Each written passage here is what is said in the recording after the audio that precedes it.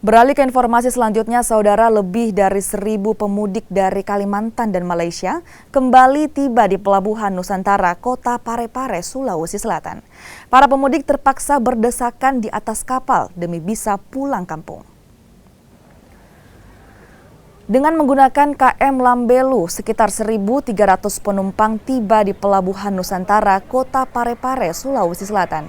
Para penumpang ini sebagian besar tiba dari Tarakan, Nunukan, dan juga Balikpapan. Meski pemudik terus berdatangan, namun pihak Pelni Kota Parepare memprediksi kepadatan penumpang akan mencapai puncaknya pada pekan ini. Ini dari Tarakan mau ke Baru ya? Ya. Dalam rangka apa ini baliknya, Pak? Mudik ya. Keluarga. Bagaimana penumpang, Pak, di atas? Sangat padat. Padat ya, berdesakan orang. Ya, berdesakan dari Balikpapan ke Parepare padat. Padat ya. Ya, kalau Tarakan ke Balikpapan ya aman-aman aja. Ini malam kapal penumpang KM Lambelu dari arah Tarakan menuju Balikpapan.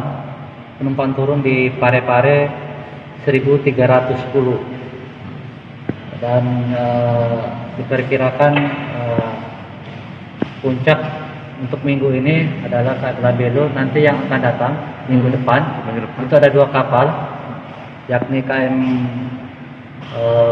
Bukit Siguntang tanggal 25 dan KM Lambelu tanggal 28.